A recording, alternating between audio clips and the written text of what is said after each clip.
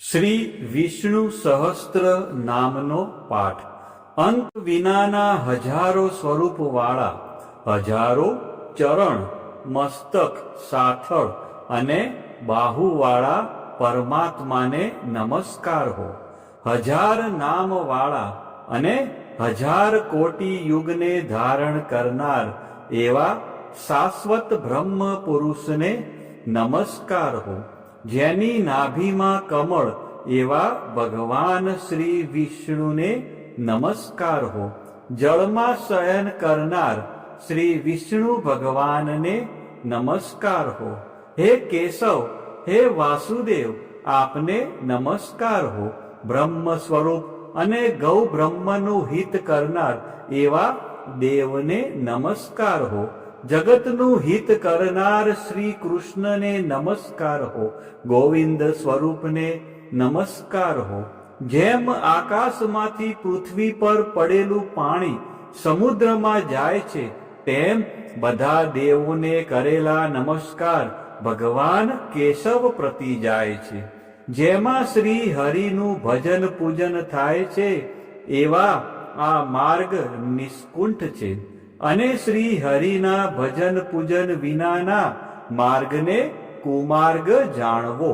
બધા વેદો જાણવાથી જે પુણ્ય થાય છે અને સર્વ તીર્થ યાત્રાથી જે ફળ મળે છે, તે સમગ્ર ફળ દુષ્ટોનો નાશ કરનાર શ્રી વિષ્ણુ ભગવાનની આ સ્તુતિ શ્રદ્ધાપૂર્વક કરવાથી મળે છે.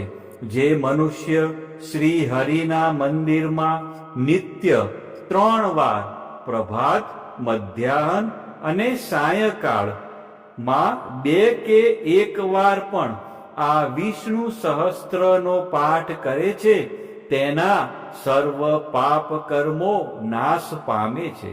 જે મનુષ્ય આ સ્ત્રોતનો પાઠ ભાવ ભક્તિથી કરે છે, તેના શત્રુઓ બળી જાય છે. તેના ઉપર સર્વ ગ્રહો શાંત રહે છે અને તેના સર્વ પાપ વિનાશ પામે છે. જેણે શ્રદ્ધાપૂર્વક આ સ્ત્રોતોનું ધ્યાન કર્યું કે પાઠ કર્યા, તેને સર્વ દાન આપ્યા અને દેવોની ઋણા પ્રકારની પૂજા કરી એમ સમજવું. જે મનુષ્ય દરેક બારસના દિવસે મારી સમીપ આ સહસ્ત્ર નામનો પાઠ કરે છે, તેને આ લોક કે પરલોકમાં કોઈ પણ ઠેકાણે ભય રહેતો નથી અને તેના કરોડો પાપ ધીમે ધીમે બળી જાય છે. હે અર્જુન, જે મનુષ્ય પીપળાની પાસે કે તુલસીની પાસે બેસીને આ શ્રી વિષ્ણુ સહસ્ત્ર નામનો પાઠ કરે છે, તે કરોડો ગાયોના દાનનું ફળ પામે છે. વળી જે મનુષ્ય નિત્ય શિવાલય અથવા તુલસીના વનમાં બેસીને નિત્ય શ્રી વિષ્ણુ સહસ્ત્ર નામનો પાઠ કરે છે, તે મોક્ષ પામે છે અને તેના બ્રહ્મમાં ઇત્યાદિ ઘોર પાપ હોય તો પણ તે સર્વનાશ પામે છે, એવું ચક્રધારી ભગવાનનું વચન છે. ઇતિ શ્રી જન્મ મહાભારત ભીમ યુધિષ્ઠિર સંવાદે શ્રી વિષ્ણુ દિવ્ય સહસ્ત્રના સ્તુતિ સંપૂર્ણ. હવે આપણે ભગવાન શ્રી વિષ્ણુના 108 દિવ્ય નામ, જેને અષ્ટોત્તર સતનામાવલી કહેવાય છે, જે નીચે મુજબ છે. આપણે આ બધા નામો શાંતિથી સાંભળીશું. આ નામોનો જાપ કરવાથી મનને શાંતિ મળે છે અને આધ્યાત્મિક ઉન્નતિ થાય છે. ઓમ વિષ્ણવે નમઃ. ઓમ વિશ્વરૂપાય નમઃ. ઓમ પદ્મનાભાય નમઃ. ઓમ પ્રજાપતયે નમઃ. ઓમ ઋષિકેશાય નમઃ. ઓમ પદ્મનાભાય નમઃ. ઓમ માધવાય નમઃ. ઓમ જનાર્દનાય નમઃ. ઓમ ગોવિંદાય નમઃ. ॐ त्रिविक्रमाय नमः ॐ श्रीधराय नमः ॐ केशवाय नमः ॐ पुरुषोत्तमाय नमः ॐ दामोदराय नमः ॐ अच्युताय नमः ॐ साणङ्गपाणये नमः ॐ उपेन्द्राय नमः ॐ इन्द्राय नमः ॐ वामनाय नमः ॐ वैकुण्ठाय नमः ॐ जिष्णवे नमः ॐ दैत्यान्तकाय नमः ॐ भूतभद्रे नमः ॐ बलिध्वंसिने नमः ॐ सर्वदेवाय नमः ॐ चतुर्भुजाय नमः ॐ गदाधराय नमः ॐ चक्रपाणये नमः ॐ पङ्कजाय नमः ॐ पीताम्बरधराय नमः ॐ श्रीवत्सकाय नमः ॐ पद्मपाणये नमः ॐ वनमालिने नमः ॐ पद्माक्षाय नमः ॐ गरुडध्वजाय नमः ॐ अनन्तशयनाय नमः ॐ जगन्नाथाय नमः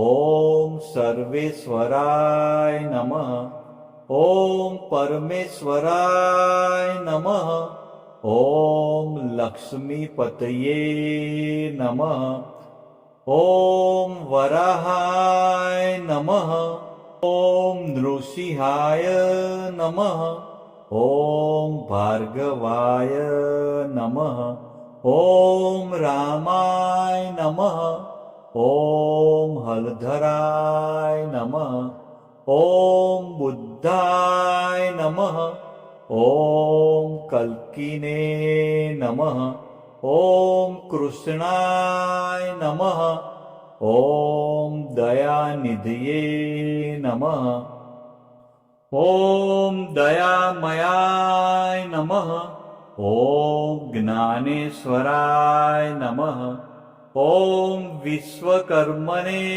नमः ॐ सच्चिदानन्दाय नमः ॐ निर्गुणाय नमः ॐ सगुणाय नमः ॐ सर्व आत्मने नमः ॐ अन्तर्यामिने नमः ॐ कमलाक्षाय नमः ॐ मुकुन्दाय नमः ॐ मुरलीधराय नमः ॐ पीताम्बरधराय नमः ॐ गोपालकाय नमः ॐ गोपीवल्लभाय नमः ॐ कामदाय नमः ॐ मोक्षदाय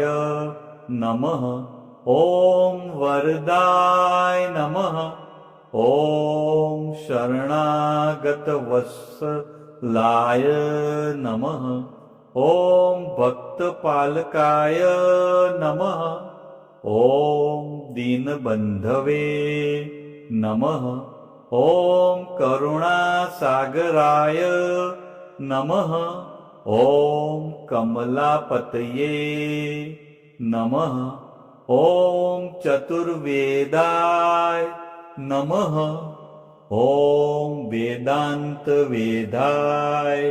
नमः ॐ यज्ञेश्वराय नमः ॐ धर्मध्यक्षाय नमः ॐ विश्वतोमुखाय नमः ॐ सहस्रशीर्षाय नमः ॐ सहस्रसाक्षाय नमः ॐ सहस्रपाटे नमः ॐ परायणाय नमः ॐ परब्रह्मणे नमः ॐ परमात्मने नमः ॐ अनादिनिधनाय नमः ॐ अजाय नमः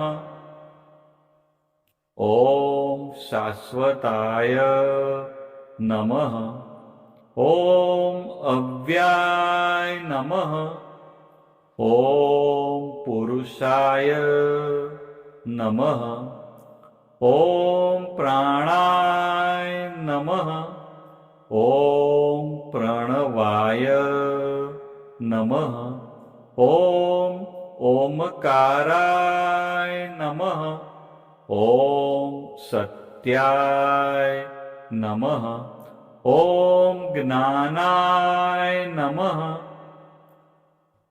ॐ विभवे नमः ॐ प्रभवे नमः ॐ ईशनाय नमः ॐ महेश्वराय नमः ॐ रुद्राय नमः ॐ शिवाय नमः ॐ कालाय नमः ॐ मृत्युञ्जयाय नमः ॐ अमृताय नमः ॐ सर्वज्ञाय नमः ॐ सर्वावस्थाय नमः ॐ सनातनाय नमः ॐ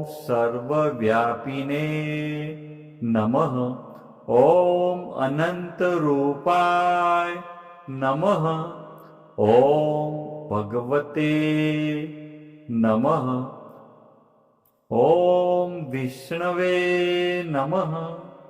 આજ પ્રમાણે રોજ સવાર બપોર અને સાયંકાળે એમ 3 વખત શ્રી વિષ્ણુ ભગવાનનો પાઠ અવશ્ય સાંભળવો. ઓમ નમો ભગવાન